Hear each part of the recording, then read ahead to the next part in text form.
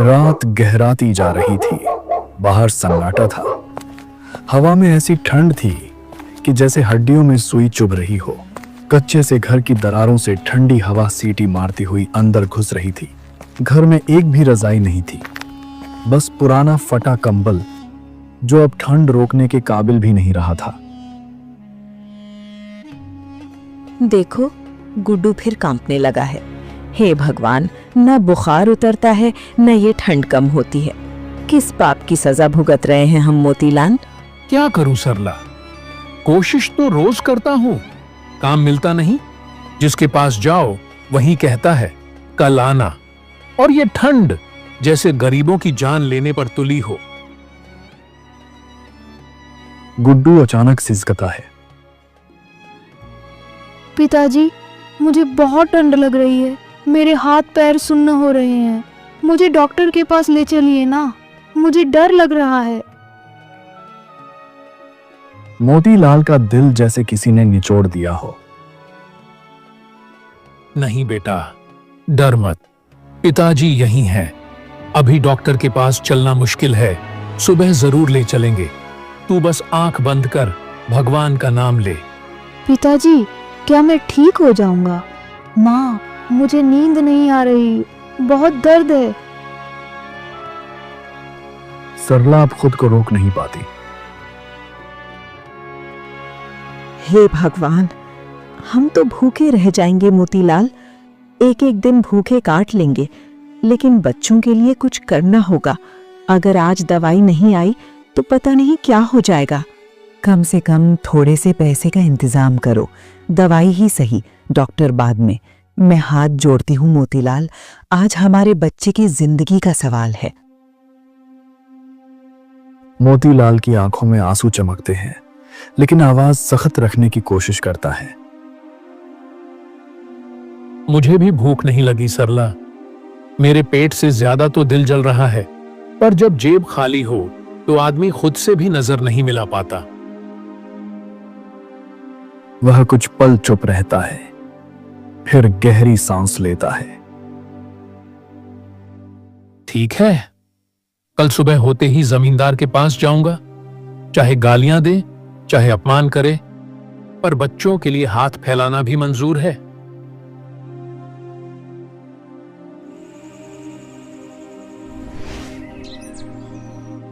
सुबह की हल्की रोशनी अभी ठीक से फैली भी नहीं थी कि आसमान अचानक काला पड़ गया। घने बादल गरजे और देखते देखते तेज बारिश शुरू हो गई। मिट्टी की सौंधी गंध हवा में भर गई, लेकिन इस खूबसूरती में मोतीलाल को सिर्फ डर और चिंता दिख रही थी। वह दरवाजे पर खड़ा था, फटे कपड़े पहने, आंखों में पूरी रात की जागी हुई थकान। अरे ओ जी, बाहर तो बहुत तेज बारिश हो रही है, ऐसे में कैसे जाओगे? कल रात तुमने कुछ खाया भी नहीं, भीग गए तो बीमार पड़ जाओगे। बारिश हो या तूफान सरला, मुझे जाना ही पड़ेगा। ये सिर्फ मेरा सवाल नहीं है, ये मेरे बेटे की जिंदगी का सवाल है।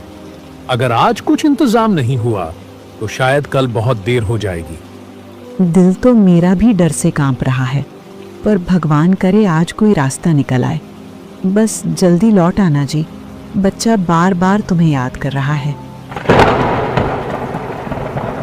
मोतीलाल कुछ नहीं बोलता, बस एक बार अंदर झांकता है जहां गुड्डू बुखार में तप रहा है, फिर बारिश में भीगता हुआ घर से निकल जाता है। बारिश की मोटी बूंदें मोतीलाल के शरीर पर ऐसे पड़ रही थीं जैसे पत्थर बरस रहे हों। कीचड़ भरे रास्ते पर चलते चलते उसके पांव फिसलते, लेकिन वह रुकता नहीं।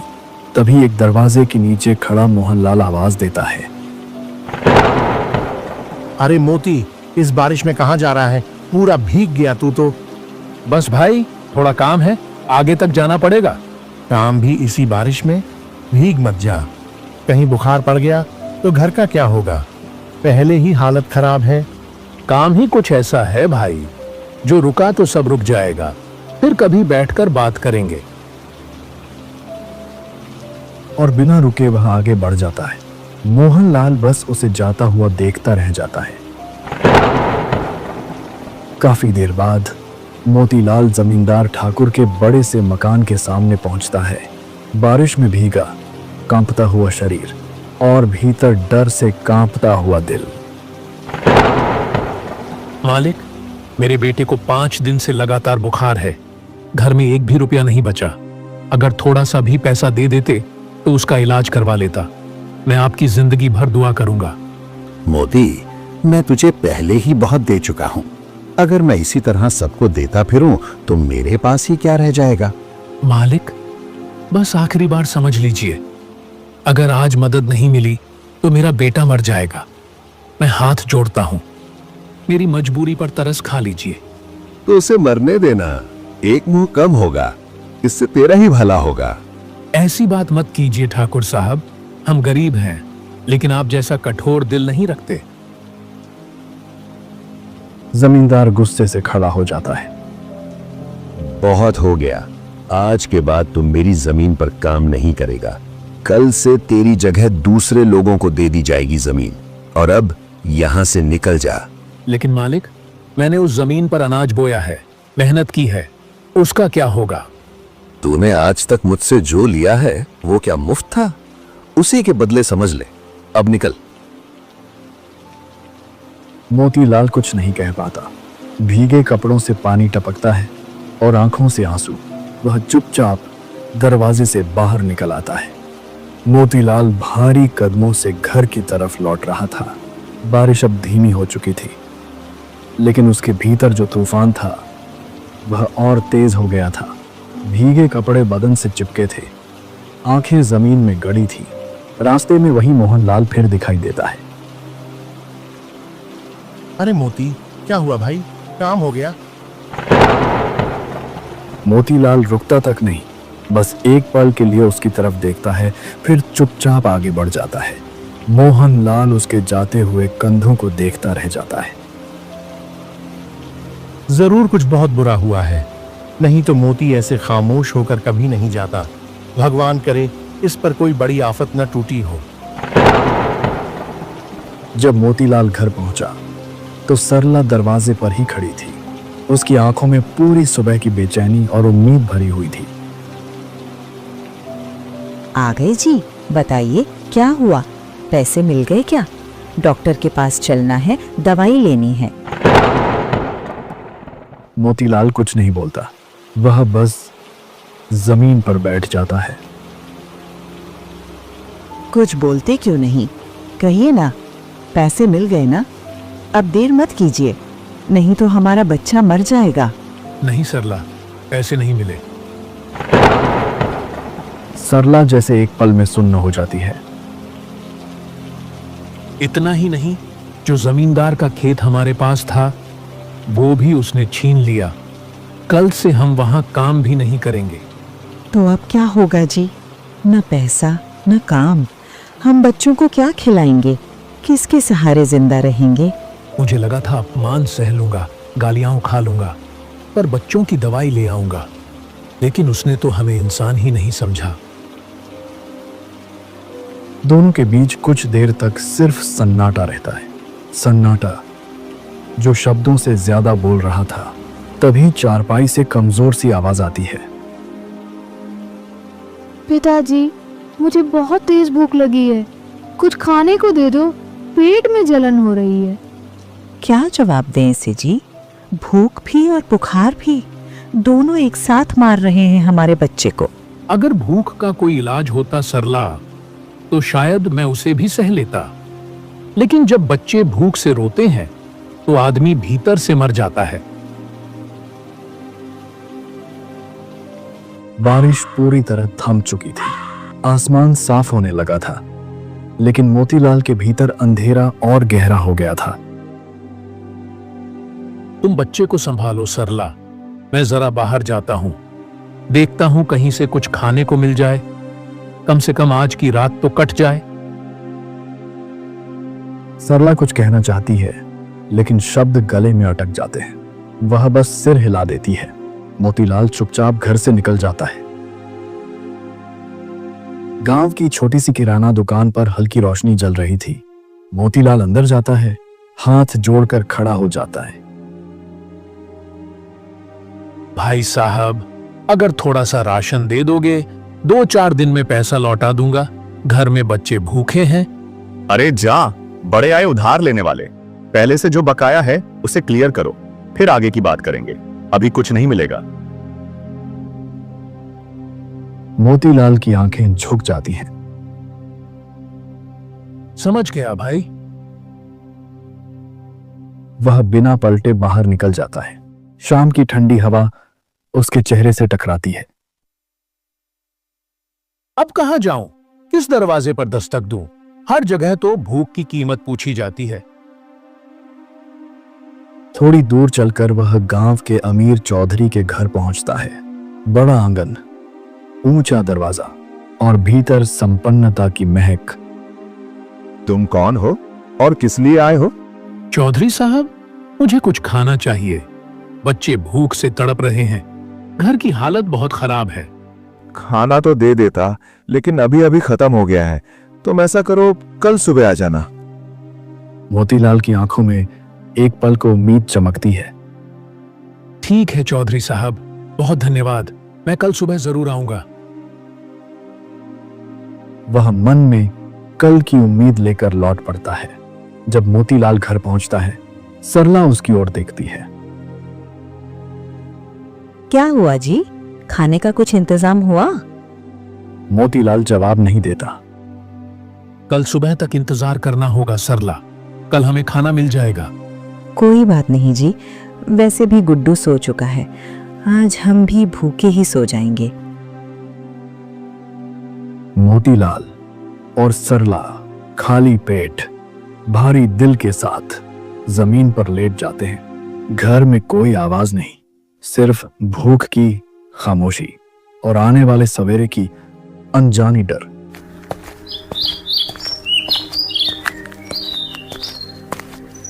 सुबह की हल्की रोशनी फैलने लगी थी। गांव अभी पूरी तरह जागा भी नहीं था, लेकिन मोतीलाल की आंखों में रात की नींद नहीं, सिर्फ चिंता और डर था। वह तेज कदमों से चौधरी साहब के घर पहुंचा और दरवाजे पर आवाज लगाई।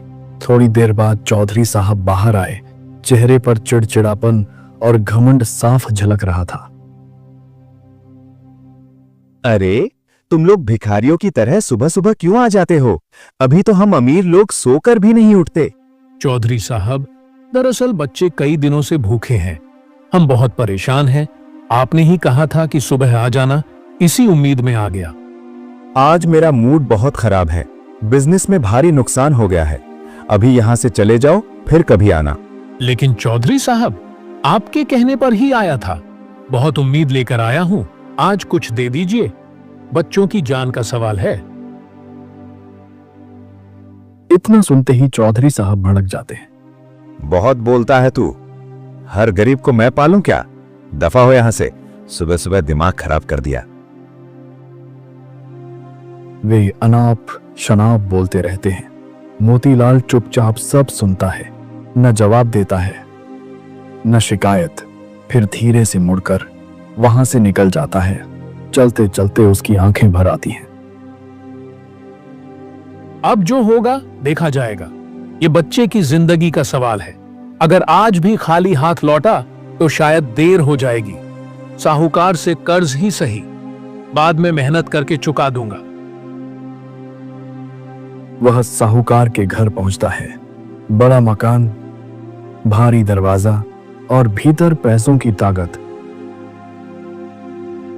अरे मोतीलाल, बोलो क्या काम है? मुझे कुछ कर्ज चाहिए। बच्चा बीमार है, घर में खाने तक को कुछ नहीं। मैं मेहनत करके लौटा दूंगा। ठीक है, मैं पैसे दे देता हूं, लेकिन एक शर्त है। अगर 1 महीने के अंदर पैसे नहीं लौट आए तो तुम्हारा घर जब्त कर लिया जाएगा। मोतीलाल के पैरों तले जमीन खिसक जाती है। घर? साहब, उसके सिवा हमारे पास कुछ नहीं। तो फिर पैसे भी भूल जाओ। मेरे यहां दया नहीं, सिर्फ सौदा होता है। ठीक है, मैं शर्त मानता हूं। बस अभी पैसे दे दीजिए। साहूकार पैसे बढ़ा देता है। मोतीलाल उन्हें थाम लेता है, जैसे अपने ही घर की कीमत हाथ में पकड़ ली हो। वह वहां से निकल जाता है। लौटते लौटते रात गहरी हो चुकी थी। चारों तरफ अंधेरा, सुनसान रास्ता और थकी हुई कदमों की आवाज। मोतीलाल तेजी से चल रहा था। हाथ में पैसे वाला थैला ऐसे चिपकाए हुए था जैसे उसमें सिर्फ नोट नहीं, अपने बेटे की सांसें लेकर चल रहा हो। अचानक रास्ते में दो साये उभरते हैं। दोनों के हाथों में हथियार चमक रहे थे। अगर जिंदा रहना है तो वो थैला हमें दे दे। भाई, ये पैसे मत लो। ये मेरे बच्चे की जिंदगी का सवाल है। कई दिनों से भूखा है, बीमार है। अगर ये चले गए तो मेरा सब कुछ खत्म हो जाएगा। हम कोई अस्पताल नहीं चलाते। थैला दे वरना यहीं सुला देंगे। मोतीलाल थैला और जोर से पकड़ लेता है। ले लो मेरी जान, लेकिन ये पैसे मत लो। मेरे पास इसके सिवा कुछ नहीं है। इतना सुनते ही पीछे से अचानक सर पर जोरदार वार होता है। मोतीलाल जमीन पर गिर पड़ता है। आंखों के सामने अंधेरा छा जाता है। वे दोनों थैला छीनते हैं और अंधेरे में गायब हो जाते हैं। कुछ देर बाद आसमान फिर गरजता है। तेज बारिश शुरू हो जाती है। ठंडी बूंदें मोतीलाल के चेहरे पर गिरती हैं। वह धीरे धीरे होश में आता है। पैसे, मेरे पैसे कहाँ गए? वह इधर उधर देखता है, खाली हाथ। हे भगवान, ये क्या अनर्थ हो गया? अब क्या होगा? अब मैं अपने बच्चे को क्या दूंगा? वह कांपते शरीर के साथ उठता है और जैसे तैसे घर की तरफ चल पड़ता है। जैसे ही वह घर के पास पहुंचता है, अंदर से जोर जोर से रोने की आवाज आती है। मोतीलाल का दिल बैठ जाता है। ये सरला इतनी जोर से क्यों रो रही है? कहीं नहीं, ऐसा नहीं हो सकता। वह दौड़ता हुआ अंदर जाता है। सरला गुड्डू के पास बैठी थी, बिलख बिलख कर रो रही थी। क्या हुआ सरला? इतना क्यों रो रही हो? गुड्डू को क्या हुआ? देखिए ना, गुड्डू कुछ बोल नहीं रहा। मैंने कितनी बार आवाज दी, हिलाया, लेकिन उसने आंख तक नहीं खोली। मोतीलाल का शरीर सुन्न हो जाता है। वह चारपाई के पास बैठता है, बेटे को हिलाता है। गुड्डू, बेटा उठ, पिताजी आ गए हैं। देखो, मैं आ गया। कोई हरकत नहीं। वह बेटे के सीने पर हाथ रखता है। कोई धड़कन नहीं। एक पल में सारी दुनिया टूट जाती है। नहीं, नहीं मेरे लाल, तू ऐसे नहीं जा सकता। मैं पैसे लाया था, मैं कोशिश कर रहा था। सरला जमीन पर गिर पड़ती है। हमारी भूख ने हमारे बच्चे को मार डाला जी। हमारी गरीबी ने हमारी गोद सुनी कर दी। हम गरीब थे सरला, लेकिन इतने बेबस नहीं थे। समाज ने, जमींदार ने, साहूकार ने, लुटेरों ने, सब ने मिलकर हमसे हमारा सब कुछ छीन लिया। हमारा कसूर क्या था? सिर्फ गरीब होना? घर में सिर्फ रोने की आवाज रह जाती है। बाहर बारिश गिरती रहती है, जैसे आसमान भी इस अन्याय पर आंसू बहा रहा हो। कुछ दिन बीत जाते हैं। घर में अब पहले से भी ज्यादा सन्नाटा है। गुड्डू की याद हर कोने में चुपचाप बैठी रहती है। अब हमें क्या करना चाहिए मोती? 1 महीना होने चला। साहूकार से जो पैसे लाए थे वो भी खत्म हो गए। अब तो उधार मांगने की भी हिम्मत नहीं बची। अब जिंदगी से हार चुका हूं सरला। कुछ करने का मन ही नहीं करता। जिस बेटे के लिए सब किया वही चला गया। अब जीने की वजह ही क्या बची है? सरला थोड़ी देर चुप रहती है, फिर हिम्मत बटोर कर बोलती है। लेकिन जब तक सांस चल रही है तब तक तो कुछ ना कुछ करना होगा। ऐसे बैठे बैठे हर रोज मरते रहने से क्या फायदा? क्यों ना मैं एक बार कोशिश करूं? तुम क्या करोगी सरला? इस गांव में गरीब औरतों के लिए इज्जत के साथ काम कहाँ मिलता है? किसी के घर झाड़ू पोछा कर लेंगे या खाना बना देंगे। जो भी मिल जाए, कम से कम पेट तो भरेगा। मोतीलाल कुछ नहीं बोलता, बस सिर झुका लेता है। अगली सुबह सरला जल्दी उठती है। साधारण कपड़े, आंखों में डर और उम्मीद दोनों। वह गांव के अमीर आदमी शंकर के घर पहुंचती है। मालिक, अगर घर का कोई काम हो, झाड़ू पोछा, खाना बनाना, तो दे दीजिए, बहुत जरूरत है। शंकर उसे ऊपर से नीचे तक देखता है। उसकी नजरें देर तक रुकती हैं। हाँ, तुम जैसी खूबसूरत औरत को काम नहीं मिलेगा तो किसे मिलेगा? शुक्रिया मालिक, मैं दिल लगाकर काम करूंगी। शंकर थोड़ा पास आता है। आवाज बदल जाती है। काम तो मिल जाएगा, लेकिन बीच बीच में यहाँ रात तक भी रुकना होगा। ऐसा करोगी तो पैसे और ज्यादा मिलेंगे। सरला जैसे पत्थर की हो जाती है। नहीं मालिक, मैं ऐसा कुछ नहीं कर सकती। मुझे सिर्फ मेहनत का काम चाहिए। तो फिर काम भी नहीं मिलेगा। मेरी बात मानोगी तो दरवाजा खुला है, वरना अभी निकल जाओ। मालिक, हम बहुत मजबूर हैं, लेकिन अपनी इज्जत इस तरह नहीं बेच सकते। वह पलटकर बाहर निकल आती है। सरला रोते हुए घर पहुंचती है। मोतीलाल उसे देखकर चौंक जाता है। क्या हुआ सरला, तुम रो क्यों रही हो?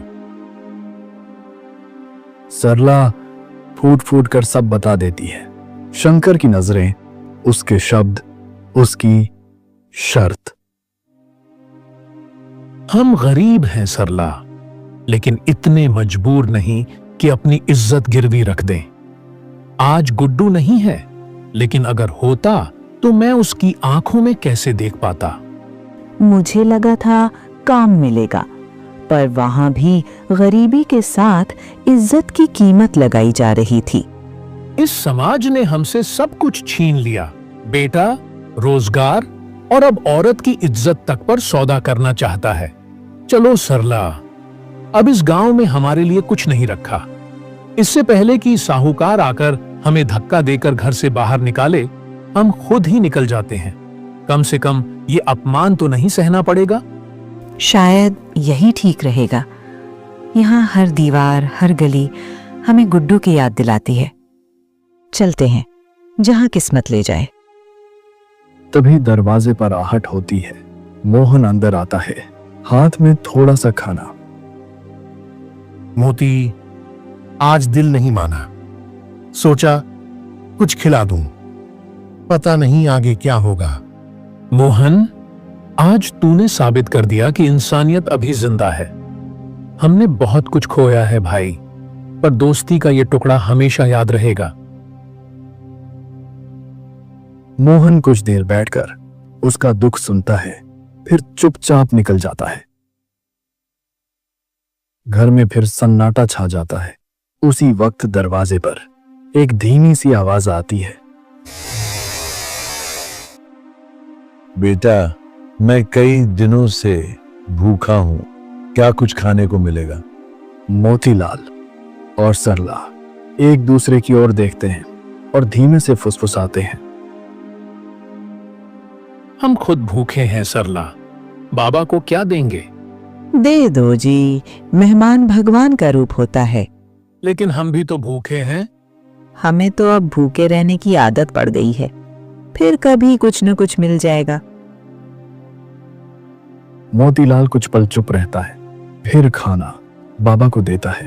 तभी साधु बाबा कहता है, बेटा, मैं तुम्हारे हालात सब जानता था, तुम्हारा दुख, तुम्हारी भूख, तुम्हारा टूटना, सब, फिर भी तुमने मुझे खाना दिया। असल में ये तुम्हारी आखिरी परीक्षा थी और तुम दोनों इसमें खरे उतरे। आज से तुम दोनों कभी भूखे नहीं रहोगे। इस मटके से कभी अन्न खत्म नहीं होगा। तुम जो चाहो निकल सकते हो, बस याद रखना, इसे कभी लालच और अन्याय के लिए मत इस्तेमाल करना। दुख इंसान को तोड़ता नहीं, अगर उसका दिल सही जगह पर हो। जिसने भूख में भी देना सीख लिया, उसे भगवान कभी खाली नहीं लौटाता। इतना कहकर साधु बाबा धीरे धीरे अंधेरे में ओझल हो जाते हैं। सरला, कभी सोचा था कि इतनी सारी रातें भूखे सोने के बाद आज मन इतना हल्का लगेगा? नहीं जी, मुझे तो लगता था अब हंसना भूल ही गई हूं, लेकिन देखो दिल फिर से धड़कने लगा है। हमने सब खो दिया सरला। बेटा, घर की रौनक, इज्जत और अपनी ताकत पर भरोसा भी, लेकिन शायद एक चीज बची रह गई थी, इंसानियत। और वो ही हमें बचा लाई। अगर आज बाबा को खाना न दिया होता तो शायद हम भी अंदर से मर चुके होते। गुड्डू अगर आज जिंदा होता तो शायद कहता, पिताजी अब डर मत। वो जहां भी होगा खुश होगा कि उसके माँ बाप ने हार नहीं मानी।